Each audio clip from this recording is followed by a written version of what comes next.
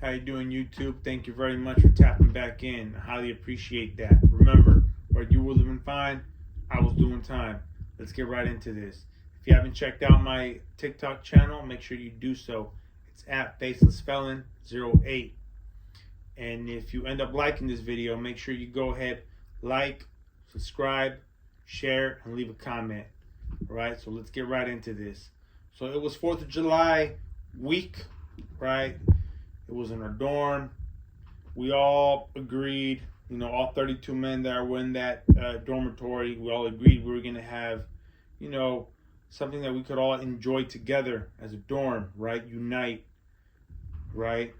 So we all decided to go ahead and make some pruno together, everybody, right? So you had a lot of people that worked in the kitchen, right?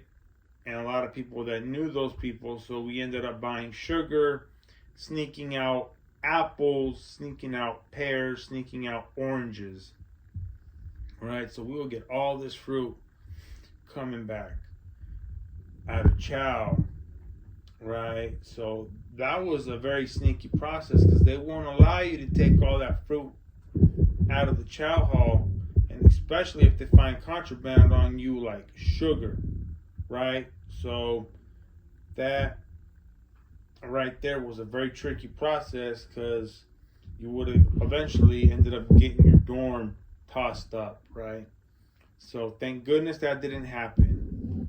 So everybody was in charge of a process during the making of the pruno, right? But everyone snuck out those three fruits that I mentioned.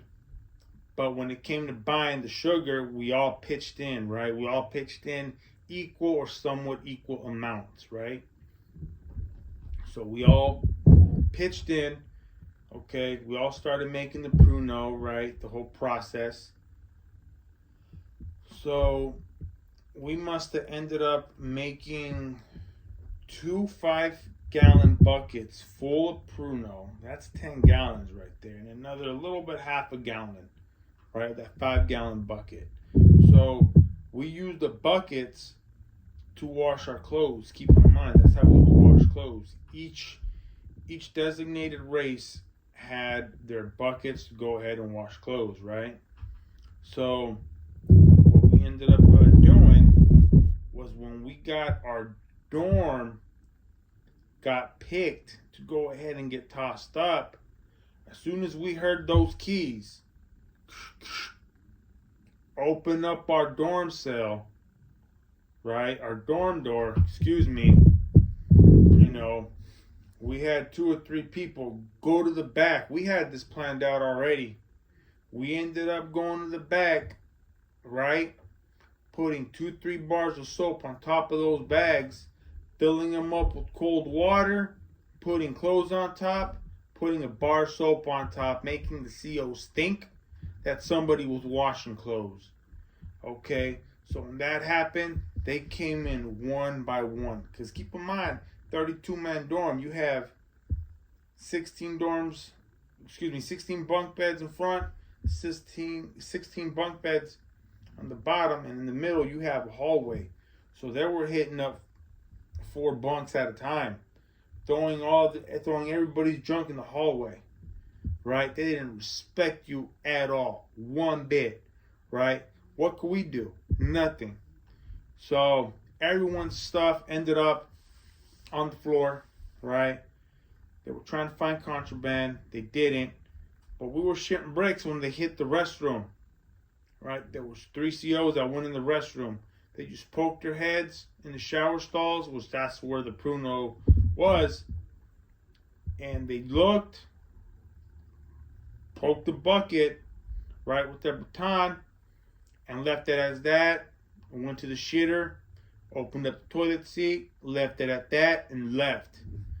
And as soon as they left, oh my goodness, it was a big sigh of relief. We were like, oh Jesus, thank goodness they didn't find it. Because if they would have found it, everybody would have had more time. Okay? They would have added 1 month, a week, or, however many months they wanted to add on to our sentence, right? But thank goodness none of that happened. Okay, so the following day, 4th of July, it was, I must have, I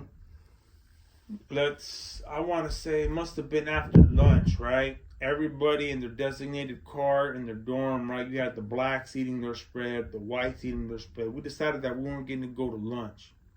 So we decided to eat our spread that everybody made, right? Started drinking the pruno. Give or take like 2 hours later, everybody was very loose, right? It wasn't off the goose, it was off the pruno. So everybody was loose, everybody was playing dominoes, right?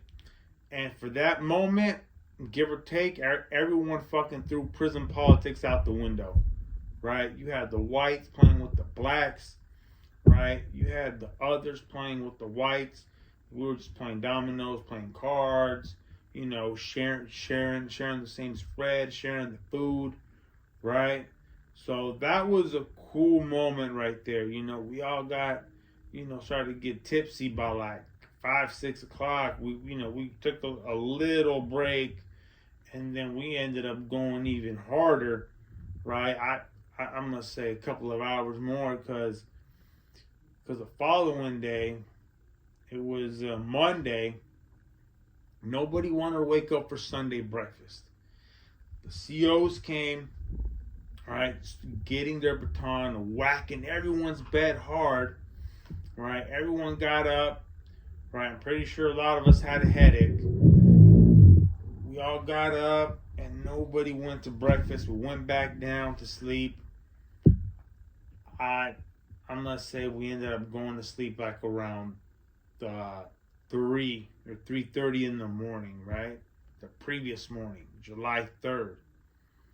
And the 4th of July, like I mentioned, no one got up, right, until maybe like 4 or 5 in the afternoon, right? We were like, people were getting up. So everybody was up by like 4 o'clock. You had 2 or 3 people getting up periodically from like 11 till 4, but 4 or 5ish, that's when everybody got up, right?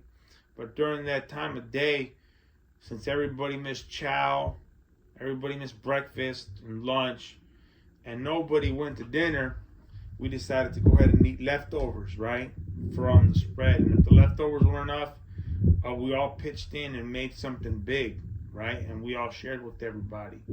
So, Monday morning, that happened, right? And we had some pruno left over. Okay, keep in mind, if you want to get a little tipsy, you could go ahead and get a lot of tipsy. Not drunk, but you could get tipsy plus a lot with the 1 liter of pruno. So we found a buyer. We found 2 buyers like that because there was like, I want to say like 3 liters left, right? And we sold those 3 liters, and amongst everybody, we decided to go ahead and buy just top ramen soups and split them amongst everybody, right? So, in case you're wondering how much a liter of pruno was going for, it was going for $15. Okay, nobody wanted deodorant sticks. Okay, nobody wanted to smell good for your bunkie or for other men, right? The most sought out items were not deodorants, top ramen soups and coffee. Everybody wanted those 2 items, right? All the items, food, whether it be chips, sausage, right? Bolognas, spams, right? They wanted all those items. So we ended up agreeing to getting nothing but $15 worth of soups. We got $15 worth of soups, and we distributed them amongst the white boys, the blacks, the northerners, and the others, and the paisas, right? So we all got our fair share of soups, handed them out to everybody, and that was that, right? So there is people out there that will pay for pruno $15 a liter, right? So we ended up selling 3 liters. So we got a shitload of soups, right? We ended up selling 3 liters, right? That was a shitload. So there you have it. That was my story. That's how much pruno costs. And if you liked this video, make sure you go ahead, subscribe, like, and leave a comment below. I'll make sure to go ahead and hit you back up personally. All right, until next time. Peace.